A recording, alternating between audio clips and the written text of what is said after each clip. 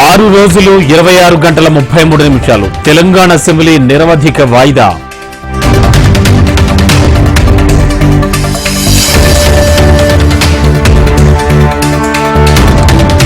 శ్వేతపత్రాలపై దద్దరిల్లిన శాసనసభ, విద్యుత్ కేంద్రంగా మాటల తూటాలు.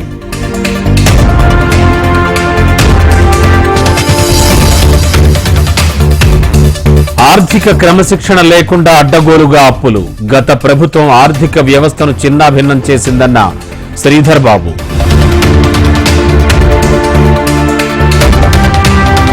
లోక్సభ ఎన్నికలకు సిద్ధం కండి, పార్టీ శ్రేణులకు కేటీఆర్ పిలుపు.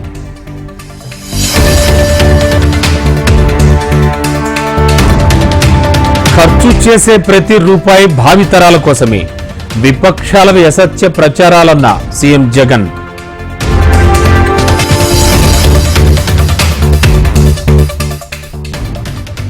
ఏపీలో పెన్షన్ 3000కు పెంపు, జనవరి 1వ తేదీ నుంచి అమలు.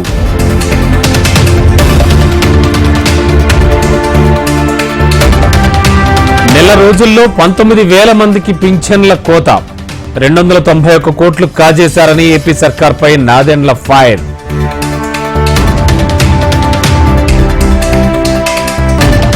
బెస్ట్ టీంతోనే ఎన్నికలకు వెళతాం, మార్పులు చేర్పులపై సజ్జల కామెంట్.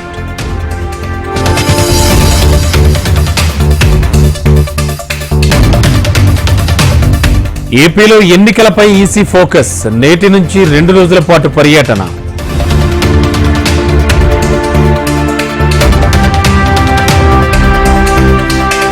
దొంగ ఓట్ల వ్యవహారంలో చర్యలేవి, ఈసీ ఆదేశాలు అమలు కావడం లేదన్న గల్లా జయదేవ్.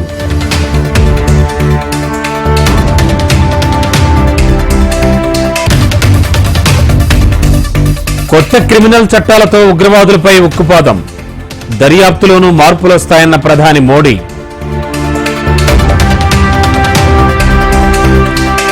డిసెంబర్ 28న నాగ్పూర్లో కాంగ్రెస్ బహిరంగ సభ, సిడబ్ల్యూసీ మీటింగ్లో కీలక తీర్మానాలు.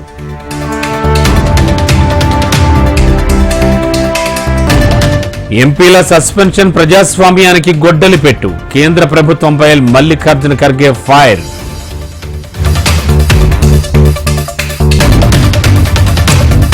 రాహుల్ పై చర్యలు తీసుకోండి, పిక్ పాకెట్స్ కామెంట్ కేసులో ఈసీకి ఢిల్లీ హైకోర్టు ఆదేశం.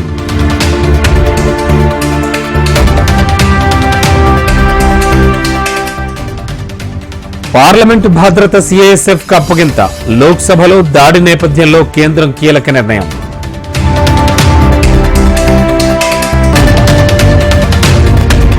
తెలంగాణలో కొత్తగా 6గురికి కోవిడ్ పాజిటివ్, 19కి చేరిన కరోనా కేసుల సంఖ్య.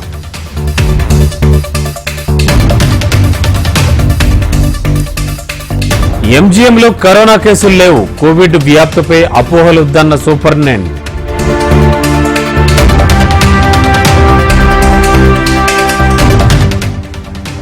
ఆందోళన వద్దు, అప్రమత్తతే ముఖ్యం, న్యూ వేరియంట్ పై డాక్టర్ల సూచనలు.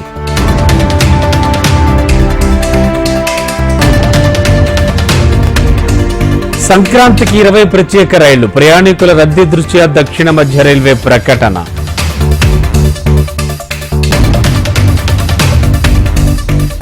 తెలుగు రాష్ట్రాల్లో చలి పంజా, ఏజెన్సీలో కనిష్ట ఉష్ణోగ్రతలు.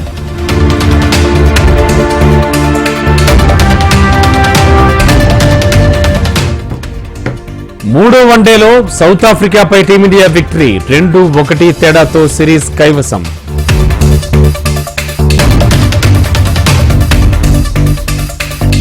రెజ్లింగ్ కు సాక్షి మాలిక్ గుడ్ బై, డబ్ల్యూఎఫ్ఐ కొత్త అధ్యక్షుడిగా బ్రిజ్ భూషణ్ సన్నిహితుడు.